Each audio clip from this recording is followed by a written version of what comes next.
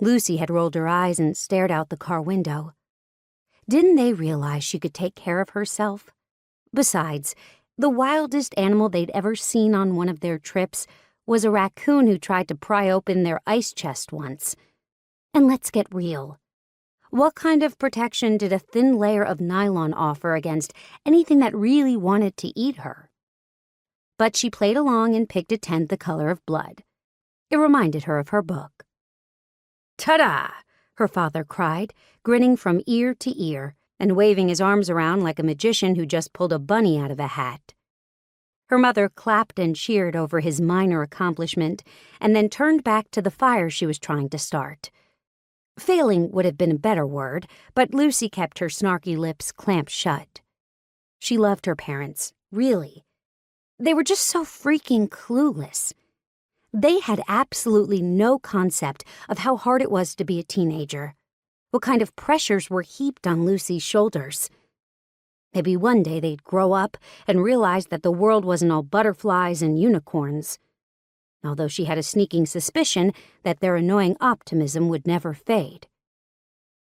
"Congratulations," Lucy muttered, rolling her eyes again as she threw her pack over her shoulder and crawled into the blood-red tent. With one deft movement, she zipped it shut behind her.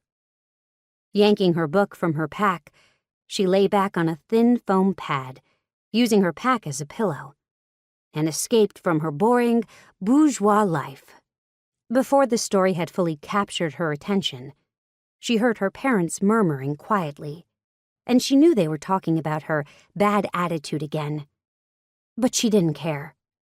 Really. The next thing Lucy knew, she woke up to the sound of twigs cracking nearby.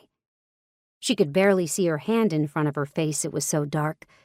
She must have fallen asleep reading, and since the sun didn't set till almost 9 in her part of the world, she guessed it had to be closer to 10. Righteous indignation flared inside her. Her parents hadn't even bothered to wake her for dinner, and they knew how much she enjoyed her mother's camp stew. Jerks! She ignored the twinge of guilt over acting like such a brat earlier. They should have at least asked if she was hungry. The fire still crackled quietly, but she'd been camping enough times to know it had burned down very low, probably almost to embers. Maybe her mother had saved some food for her anyway. Lucy reached for the zipper when she heard twigs cracking again and paused.